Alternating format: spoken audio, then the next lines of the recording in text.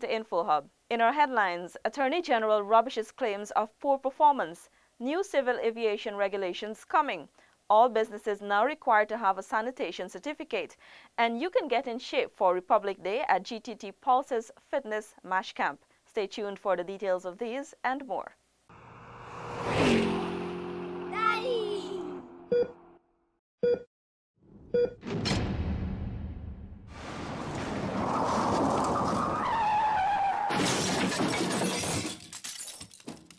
And now for the details. Government has acted responsibly and prevented the laying off of even more Gaisuco workers, says Minister Noel Holder. Here's that report. Minister Holder says the decision to restructure the Sugar Corporation was discussed in Parliament and also with workers by the company's management. It's not suddenly waking up one morning and saying, that didn't happen. That's a misrepresentation of the facts. They did do all these things. As a matter of fact, if you look what's happened at the beginning of the year, that figure you're talking about could have been nearer to 9,000. Minister Holder further explained that the number of employees to be sent home was further reduced through a process of absorption into the public sector, amalgamation and transfers among estates. So what they did, NDIA has taken on a responsibility for all the drainage. Okay, so constantly, and they start to go down with that. The community centers, and they go with the ministry community, they absorb the staff involved with that. The health centers, taken over by the Ministry of Public Health, and the staff involved in that. So these are things that were done. In addition, Minister Holder reminded that a commission of inquiry found all of the Sugar Corporation's earnings were being spent on wages and salaries. We had to find in the first 6 months $16 billion just to put in to keep Gaisuco going, paying wages and salary. Not keep it running, not putting in fertilizers in the field, not, you know. If you look at, we did a commission inquiry immediately, and when we came up, it was shocking. Not only were Gaisuco employees among the highest in the country, the average of $200 average. But all the money that Gaisuco was earning, about $90 billion US per year, was not sufficient to pay the wages and salaries. They were short by over $1 billion to meet that requirement. Government's decision to restructure Gaisuco stems from high production costs and low world market prices since the removal of preferential sugar prices to ACP countries by the European Union. For InfoHub, Stacey Carmichael. Attorney General and Minister of Legal Affairs Basil Williams has defended his performance amidst accusation of increased budgetary allocations to his chambers and poor performance. Stacey Carmichael has the details. Despite claims of poor performance, Attorney General Williams has defended the government's work since its assumption to office, particularly that of his chambers. Addressing media operatives on Monday, the Legal Affairs Minister pointed to the fact that the country was blacklisted by both the Caribbean Financial Action Task Force, CFATF, and the Financial Action Task Force, FATF, under the previous administration. They got us into the black hole, but they never got us out. We got us out. That's one.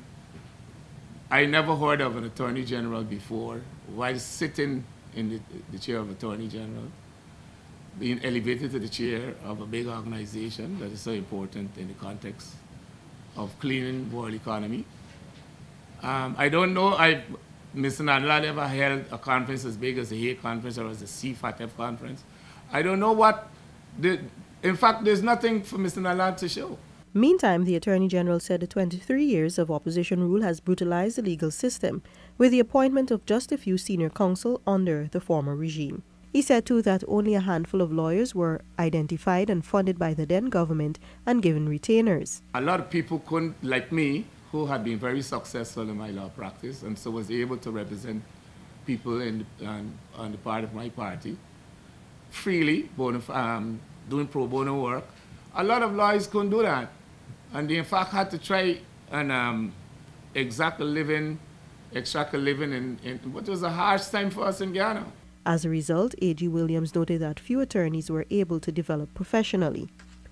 Claims that government is fraudulently settling a number of cases were also rubbished by Minister Williams, who called on the naysayers to provide evidence. For InfoHub, Stacey Carmichael. The Guyana Civil Aviation Authority is prioritizing safety regulations this year as it strives to achieve a higher level of compliance with the International Civil Aviation Organization. More from Renetta LaFleur. In 2017, the authority was awarded the ICAO Council President's Certificate for its significant progress in safety oversight. Director General Lieutenant Colonel Retired Egbert Field said one of the authority's main focus in 2018 is to revise its regulations, reflecting the standard and recommended practices by ICAO. They will include safety management systems. It will also include regulations as pertaining to drone operations. We'll have revised operations regulations for the industry. So a number of items will be revised. The revised regulations will also be in accordance with the Civil Aviation Act, which is currently awaiting approval from the Parliamentary Supply Committee. However, Fields explained that industry will not be burdened with additional methods or regulations. They are operating under those regulations right now. The only thing we're doing is putting it in its proper format and ensuring that it is being presented to them in the way ICAO wants it to be presented. 64 to 82% of ICAO compliance this year. Renetta LaFleur for InfoHub. The Guyana Police Force intends to rigorously maintain its fleet of newly acquired vehicles. Here's more. Aviation Commander Assistant Commissioner Marlon Chapman revealed that his vehicular fleet was boosted with the addition of 12 4x4 pickup trucks, 3 ATVs, 13 specially designed motorcycles, and a 26-seater bus. The new vehicles, he said, will be maintained to the highest possible standards. The Assistant Commissioner explained that the Chinese government facilitated training for the requisite ranks in every division to ensure the proper maintenance of the vehicles. 2 of our ranks, an assistant superintendent and a sergeant, they were a part of the training in terms of taking care of the vehicles. And so we have weekly checks by these ranks together with the traffic officer, Superintendent Ashram, and they in turn would report to Mr. Ikin and his team at headquarters. Given the newness of the vehicles in question, there have been no reliability issues, he added, just routine maintenance. When it's service date, we ensure that they go and service as per the date given. With 2 ranks assigned to each vehicle, the Air Division commander said that the need to ensure that the vehicles are cared for has been emphasized to the ranks. Should something happen, those vehicles will have to take them to safety, depends on what happened. And so they don't care, it will be to their peril. So they all know what is required of them. On November 6, 2017, the Guyana Police Force formally received more than $2.6 million worth of vehicles through the People's Republic of China to boost its operational capacity. Paul McAdam for InfoHub. Minister within the Ministry of Social Protection with responsibility for labor, Keith Scott, said his ministry will continue to dedicate its unwavering support to trade and labor unions across Guyana in 2018. Here's Crystal Stull with the details. Scott said the Labor Department will perform its duties in funding unions as it has done in 2017, especially since the government instituted subventions for unions. We have given unions $8 million. They're showing how they can be spending that money for training. And those conditions, once satisfied by the chief labor officer, that money is available to be divided up to those unions that have made the application to access the funds. Additionally, the minister explained every year a sum of $500,000 is allocated in the national budget to the Federation of Independent Trade Unions in Guyana and Trade Union Congress. That is clearly $9 million a year that the trade union bodies are having access to, so to enable them to fulfill their mandate and to do their work. That is one area where the government has clearly shown that they are on the side of the workers. Also, Minister Scott said his ministry will continue to maintain its open-door policy, allowing unions to gain access to the ministry's officials, including himself, to address any matter affecting them or an employer. Crystal Stahl for InfoHub. The Central Housing and Planning Authority, CHNPA, is geared to construct at least 150 housing structures in 2018. Delicia Haynes has that report. The housing units are expected to be constructed at various CH&PA schemes in regions 3, 4, and 5. Central Housing and Planning Authority Director of Projects Omar Narain outlined the details. We're currently working on 18 two-bedroom bungalow design at Perseverance. We're currently working on 33 flat concrete duplex at Perseverance. We're currently working on 10 two-bedroom units at West Bank.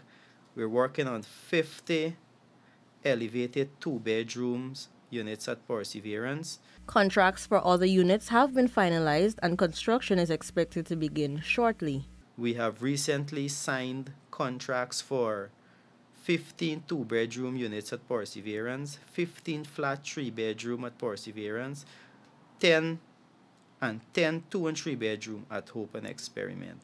We're also working on 10 elevated units at Hope and Experiment.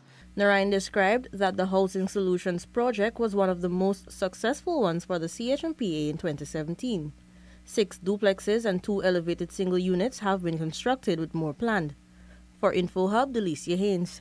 UK High Commissioner Greg Quinn met the media today. Here's that report. The meeting was to reintroduce Dr. Sam Sitlington as the financial investigations mentor to SOCU. Dr. Sitlington says GBTI's refusal to cooperate with SOCU can have long-reaching implications for the country's financial sector. It's not a unique problem to Guyana, and it's being addressed in other countries. But the problem is, and this is a very serious problem for Guyana, is this GBTI case has international press, and that has consequences on the Central Bank of Guyana, because the FATF, the mutual valuations, will mark Guyana down because of their non-cooperation, particularly in the financial structure. In addition, the financial czar says the banks are all obligated to provide information on suspicious transactions. It is an obligation of a bank to provide information relating to STRs, suspicious transaction reports, suspicions of money laundering or drug trafficking. And they make those reports to the FIU. There is an ongoing case currently, so I can't comment on that part of your question. Suffice to say that the Financial Action Task Force recommendations, which all other 49 countries have enacted in their legislation, obliges banks and financial institutions, high-value dealers, casinos, lawyers, accountants, to make those reports. If you don't make those reports, you then stand the potential to be prosecuted for failing to make a disclosure, which in the UK is a 5-year imprisonment. Here is our final report. Preparations for Mashramani 2018 began to gather steam as GTT Pulse launched their Fitness Mash Camp. At yesterday's launch of the fitness camp at Everest Ground, the Minister of Social Cohesion with responsibility for culture, Dr. George Norton, urged Guyanese to come out in their numbers and make it the biggest national celebration to date. I would wish to remind you all that Mashramani is truly a Guyanese thing, and therefore we as Guyanese have a responsibility to make it the biggest celebration known to our nation. We can do so by participating in the various events and promoting it to our friends and families at home and in the diaspora. The minister thanked GTT Pulse for the support they have placed in the celebration and the leadership they have displayed as a corporate citizen. Your participation in MASH 2018 illustrates most practically how corporate Guyana can contribute meaningfully to a national event of historical, social, and cultural significance. At this point, I would wish to invite other corporate entities, NGOs, and organizations to get involved in MASH 2018, and together, let's make it the biggest of our 48 years. The celebration of Mashramani runs all January until February 23 with an assorted schedule of events. These include song competitions such as soca, calypso, and chutney. Other events include steel band concerts, masquerade competitions, and lecture series on Guyana's Republican status. The theme for this year's celebration is Let's Cooperate and Celebrate Republic 48. For InfoHub, Tiffany Rogers. Thanks for watching. Remember to connect with us 24/7 on our website and social media. Goodbye.